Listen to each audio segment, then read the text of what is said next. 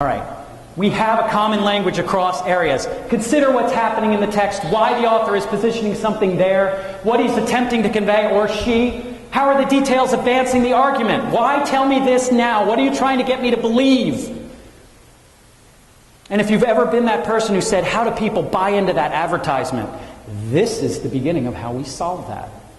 Because we teach our kids to be critical thinkers. And I'll tell you right now, our kids are so visually literate right now, they are very, very good at seeing when people are pulling the wool over their eyes. However, they are now moving into the generation that provides the advertisements that are ripe to fool them again. Look at where the author fits into the context. If I know Hemingway's a late realist, perhaps even early modernist writer, that tells me a lot about what he's trying to say. We have to make sure kids see things in those contexts if we're going Common Core. Almost there.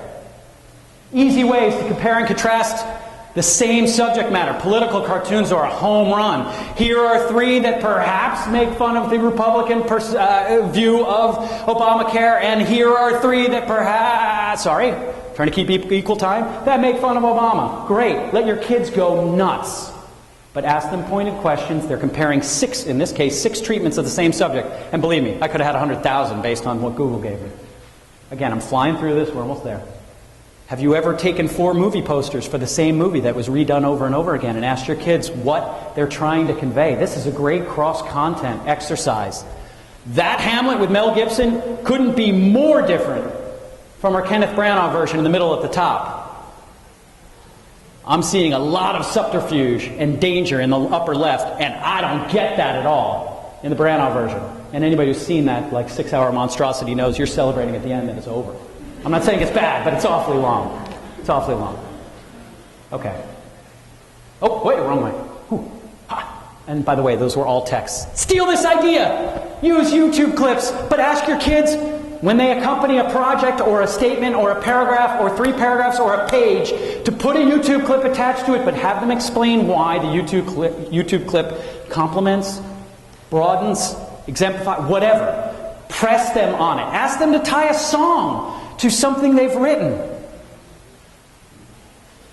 This is old news. This stuff isn't new. All you have to do is ask them how. Take an item from your house and bring it in on Monday and tell me how it connects to Wuthering Heights. Be ready for it. That's Common Core, ladies and gentlemen. This is the Bible that was being thumped, when Heathcliff was missing Catherine. Beautiful. Steal that idea. That's why I shook that triangle, by the way. Just steal it. Or punch me when we get in the lobby, which is happening soon. Oh, by the way, not that this is... and that was a text too, yes. The vegetable gun. If you ever had a student who was doing something like the things they carried or going after Cacciato, who brought in that, when you've got Tim O'Brien talking about the horrors of war, but also there's a certain element of beauty in the manipulation of truth, and that little rose that's coming out of the end of a gun that's made not to look so scary might be that hint of truth, and that kid could articulate that to you. Holy cow! Put that kid in college now. But are we asking them to do that?